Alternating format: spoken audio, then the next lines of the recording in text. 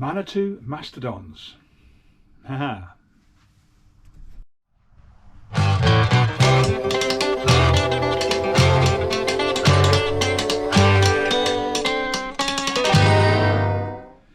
So for quite a while I've been hassled to do a service guide on Manitou Mastodon Fatbike forks, suspension forks. So this video is for the earlier Manitou, so 2018 and older. The difference is visually you can tell because the rebound cap is different. Forget the colour of these forks; these are nowhere near standard because I've painted these. But this cap here is much higher or raised than the 2019 and the newer version. As you can see, it's got a completely different knob. So if you've got this one, this video is about this fork.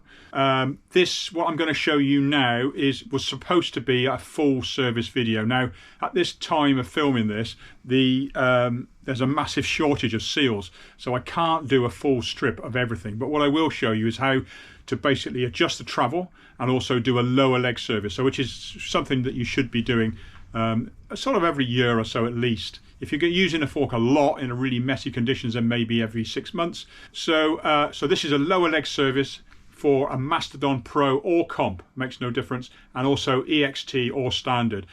So what we're going to do today is we're going to do a lower leg service, as I say, on these. It's exactly the same process for Comps and Pros, so don't worry about that, and let's get on with it. So first of all, you're going to need some tools. So you need some 540 synthetic oil. I've just bought some castor. You can buy this from any garage or something like that. But if it's 540 synthetic, that'll do you. I've also got some, this is Molykote O-ring grease, which is really nice and slippery. Great for seals and all that sort of thing, lubrication.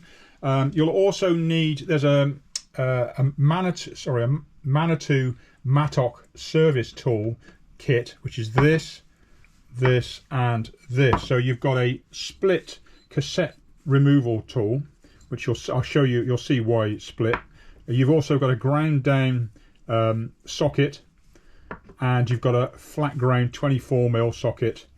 So you need that's in the kit. They're really handy. You can get away without this, but because I did for a while, but it's best to get this kit.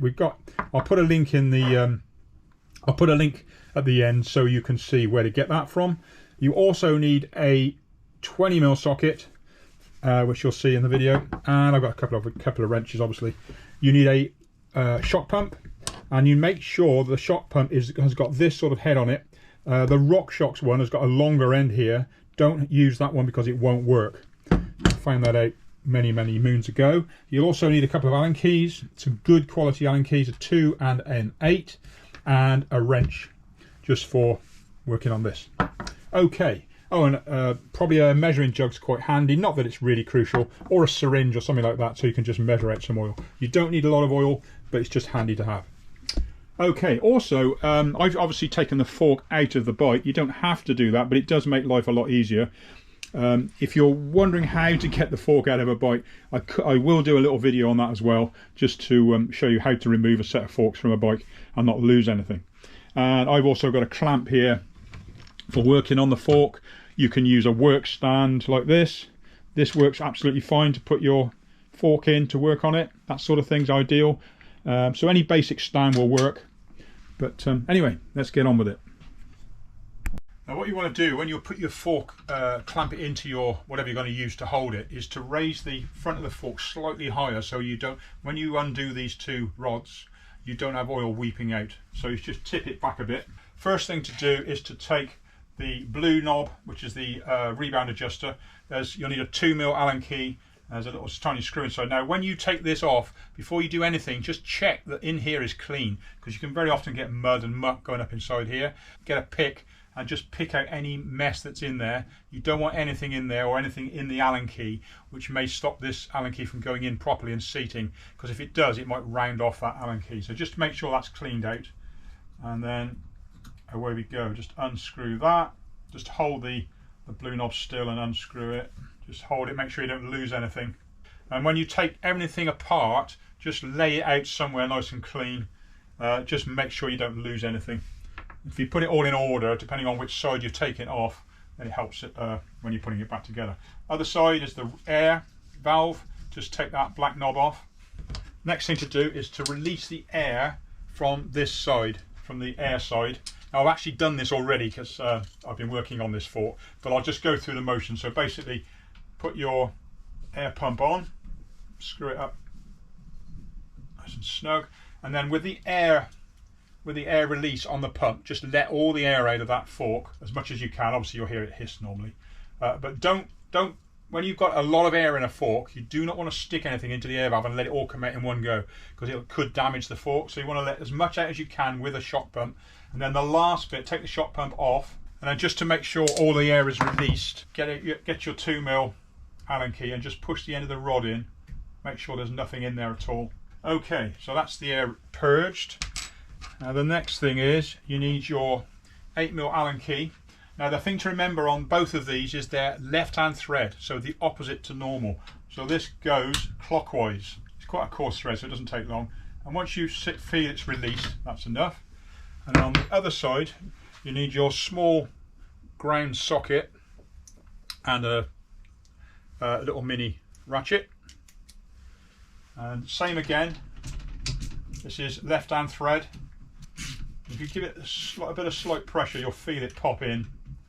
And once you see, I'll just show you, you'll see here that the once it's released, you can push it in like so. You will also need something to catch oil in, so I've just got an old tray. Anything that's as wide as the end of the fork is handy just to catch. There's not a lot of oil. As I say, I've had these forks apart already, so you can see how much oil. There's hardly any oil in there, but you just need to catch it in something to stop you making a mess. So next stage now, what you've got both those undone is to remove the lower legs. Give them a little wriggle, and then just get them over the end of there, and then put them straight into the tray. It's worth just standing there upright and just letting that drain. Okay, so the next thing to do is to check the legs. So then once you've got the legs off, you just want to make sure there's no damage to the fork legs at all, and your stanchions. These all look smooth and nice and unmarked. What you're looking for is any wear. So if any signs of silver appearing in the black, you know your legs are wearing. Which look for any marks, scratches and gouges. There is, if you do have a scratch and you can see a bit of silver, there is a kit you can get now that will repair that. But I'll put a link into that at the end of the video as well. Okay, so what we're going to do now is we'll take the air shaft out, because this is, if you're going to do travel adjust, this is the only thing you need to take out. For a travel adjust, this is when you need the tool that's got the split in it. So this is a cassette removal tool with a split in it, and this slides onto here and undoes the cap at the end of there. Then you need your spanner. Pop that on. Now this is not left-hand thread, this is standard, so you just want to give that a little bit of pressure, and that should undo quite easily. Unscrew that. Unscrew this gently.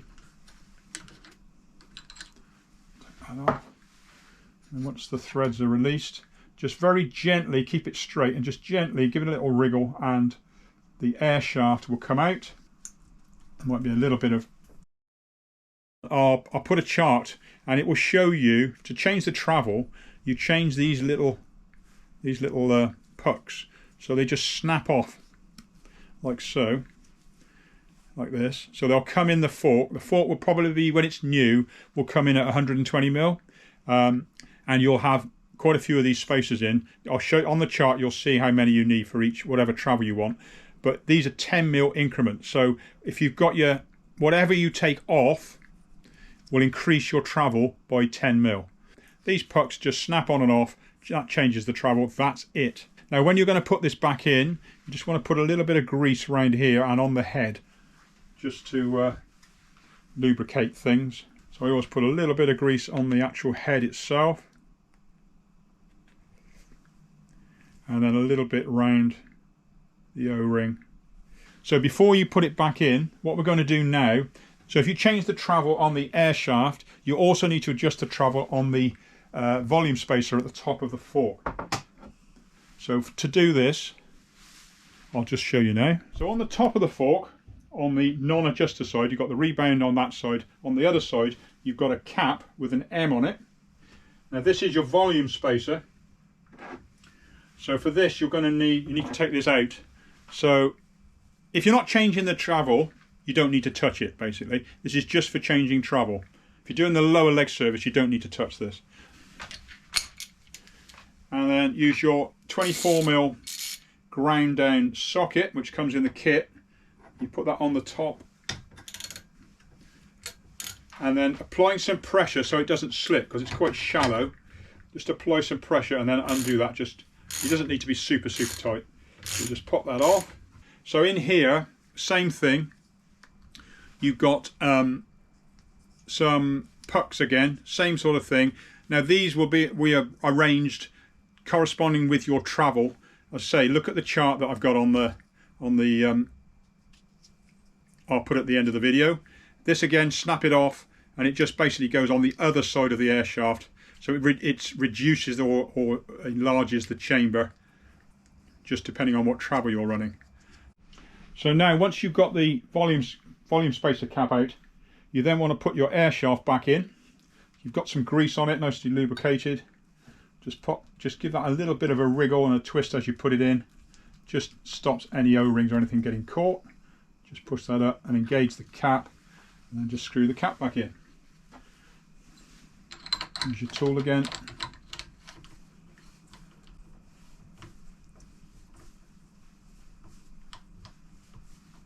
Very simple to do a travel adjust. Okay, so you've got your air shaft back in.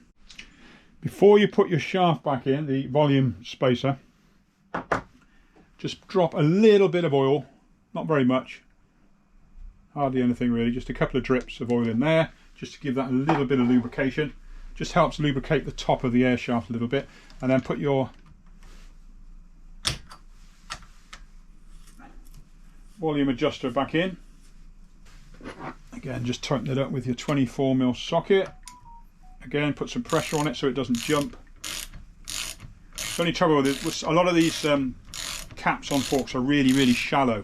If you're ever working on a fork and you know you've got a spare socket, it's worth grinding the top down flat, because it sits a lot better on the fork, stops it jumping. Because normally a socket's got a slightly rounded top to it, which makes it slip a bit. So I've done that. So I've nipped that up. So that's your travel adjust done.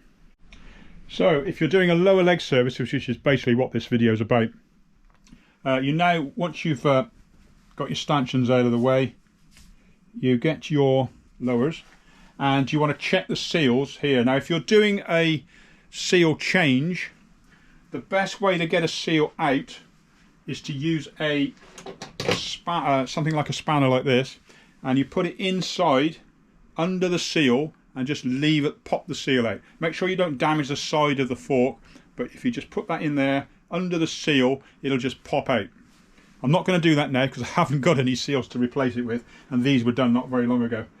So when you've got the, if you're just doing a lower leg service, it's worth, when you've got them out, check your seals for any damage and muck. If there's any muck in here, inside the fork, inside the seal, if you've got any muck in here, that white in there is grease, don't worry about that. But if there's any brown muck in there, or they look really dry, so with some lint-free cloth, you just want to give this a good old wipe out, get any mess out of there, and then once you've done that, get some more grease. And what you do is there's a little recess in a seal inside that traps grease. So you just get a little bit of grease on, make sure your fingers are clean, and just wipe it round inside the seal, and then as the fork goes up and down, it'll lubricate the fork. So now we're going to put our lower legs back on. So just be careful when you're putting these on not to nick the seal. Just gently slide it over, line it up both sides, and just encourage it gently just to go on. Now you're only going to put these on halfway, just gently, because what you want to have room to put the oil in the end of the fork. Now I would suggest when you do this, get yourself a syringe for putting your oil in. I don't actually have a syringe handy, which is a bit of a pain, but I'm going to put the oil in anyway. So just basically, all you'll need to do is you'll just need to draw some oil from your can, and then just squirt 15 cc's in each leg. I'm just going to use this cup. yeah, syringe would be a lot easier. So now once you've got your legs back on, what you want to be doing now is just gently slide them down until you feel the shafts engage. You'll see the air shaft pop out of this side, and then once you've done that, get your air shaft tool, the ground down socket again, and then this time you're going to be doing it as if you're going to be undoing it, if you know what I mean. So we're going to be doing it anti-clockwise, screwing it anti-clockwise to do it up. Now just a slight bit of pressure on there, and just start to turn it. And if you put a little bit of gentle pressure on the actual fork itself, just to hold the air shaft up against the bottom of the lowers, you'll feel it engage. It's engaged already. It's not much to turn it. Don't over tighten this, just nip it up. And then the same on the other side. 8mm Allen key again. And then just slide that in. A little tip which I forgot to mention is it's worth locking the fork out to stop the shaft sliding up the leg. I forgot to do that. So always lock it out, and then it'll stop the rebound shaft from sliding up the leg and running away from you. So this is again, it's the opposite way. So anti-clockwise, screw it gently, and you'll feel it engage, and it starts to screw out already. And then you just nip that up. Don't go mad again, like I say, just nip that up. Just give that a bit of a clean, a bit of a wipe over, and you're done with that. So then you can put your blue knob back on with your 2mm Allen key. Just put that back over.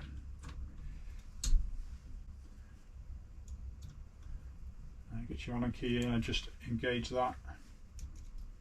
Make sure it engages nicely. And then on the other side, you now want to put some air in the shaft.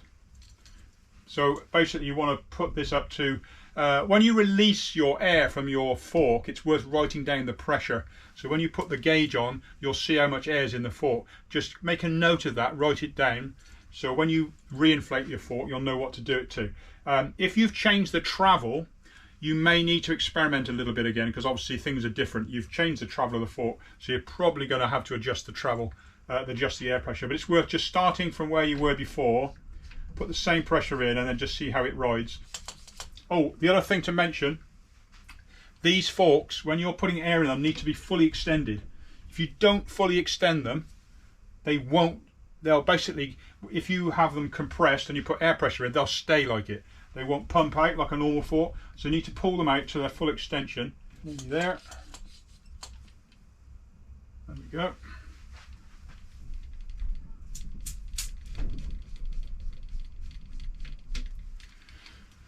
That's it.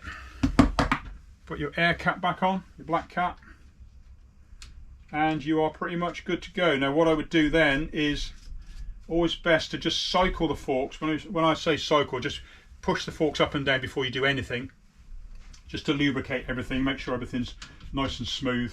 Okay, so that's it. So that's the service on pre-2018 Mastodon Pro or Comp, makes no difference, lower leg service and travel adjust. If you want to see the newer version, I'll do a video of that, and I will do a complete strip. 9 times out of 10 you won't really need to do a complete strip of everything. I've never done one actually on any forks, and I've used these quite a lot. I just tend to do a lower leg service. If there's no, if you can't hear things sloshing around and making funny noises in the damper side, then it's probably fine. If you do hear things sort of squirting and squelching in here, it usually means you're low on oil. So, but I will do a video on that.